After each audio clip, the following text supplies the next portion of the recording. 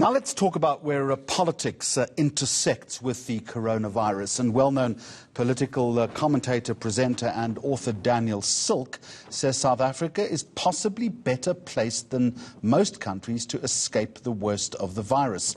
Let's go live to Cape Town. He joins us via Skype. Daniel Silke, good evening to you. Also write in a column today, the country desperately needs to show that its besieged state sector can perform under pressure. So far, it seems to be succeeding, but and the position right now is manageable. But as you rightly say, a lot is riding on the performance of departments like the Health Department and the Defence Department. Yes, hello, Jeremy. Yes, indeed. Look, I think that there's great pressure on the Department of Health and in particular on the Health Minister, who's the front of face for this particular crisis. I think the state clearly needs to prove that it at least has a grip on the position. It needs to prove that certainly for the lives of South Africans, from an ethical and from a moral and from a health point of view. And it also needs to prove that because the state is under siege from skeptics, those who believe that the health sector, in particular the state health sector, has been deficient or derelict in its duty in recent years, that there's a lack of efficiencies within the system, and it needs to somehow set the record straight. So the pressure is on it to really show that it can muster strength and expertise and manage this particular crisis.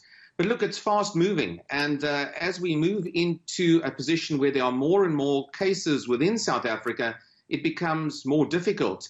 So the phase at the moment for South Africa, from a health and a political point of view, is just how do you start with additional measures to contain this particular virus? And politically, I think we must now in this country look at instituting some more rigorous measures of containment. The time to act really is now. Otherwise, politically, it can get away from the state in its dealings with it currently. And the way in which you're going to do that, as you suggest, is by harnessing this social compact that we have in this country. What do we mean by that? Well, that is departments, stakeholders working optimally in terms of integration. Again, it comes down to political will and good management. Look, I think there's political will because there's a crisis, and there's a crisis in South Africa also in terms of our broader economy. So it would be a real double whammy if this hit us hard through inefficiencies. But I certainly think that a social compact is required. We've seen that certainly in the Asian countries, in China to some degree, in Singapore, certainly in Taiwan, even in South Korea, we've seen a greater efficiency on the ground, and I think there is certainly a social compact amongst all agencies. It's easier in an authoritarian state, of course, than in a broader democracy. But democracies certainly have acted quite well as well. Hong Kong as well have kept its case level relatively low. So I think that there is a sufficient impetus with this crisis, with it being called a pandemic yesterday evening by the World Health Organization, for us to actually prove the doomsayers wrong. And the doomsayers have always said the South African state is incapable. Well, it's certainly been incapable in many instances in the last number of years. But here is probably our most severe test of the state in recent living memory. And this is the time where the state really has to show its mettle. When you are dealing with a crisis like this, much has to do with the optics.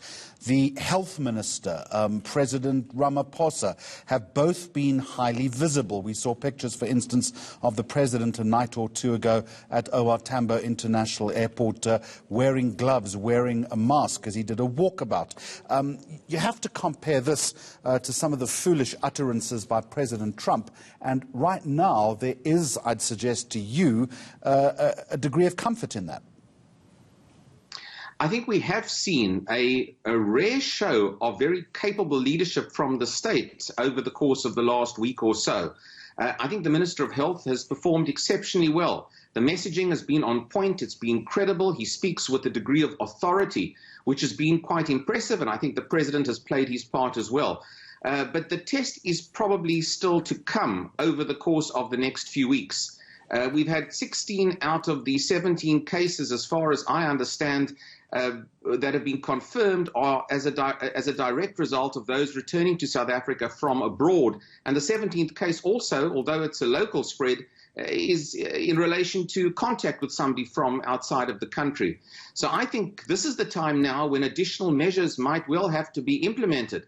And the good leadership that we've seen thus far needs to be augmented now, perhaps with some more draconian travel curbs, which won't be popular with the tourism sector, but as we've seen in other countries, may well be necessary. The time, therefore, to act is now, and indeed it should not then upset what has hitherto been a pretty good performance from government. Right. Daniel Silke, just one more question, if I may. There could be, you suggest, a possible upside managed properly. In other words, the state doing its job could bode well for the controversial NHI, the National Health Insurance Scheme. Well, here is a test for the state, and the critics of NHI have always said the state is incapable and shouldn't be entrusted with anything remotely relating to a large national health care insurance. Now, indeed, if the state manages this relatively well, perhaps better than some of the other countries in the world, it can effectively show this to be an example of where the state can actually be efficient. So this is really a test. It's a political test, not just for the country domestically, but it's a political test to see whether a state department under extreme pressure can perform, and in so doing can potentially sell the story more effectively for national health insurance than it has been able to do in recent months.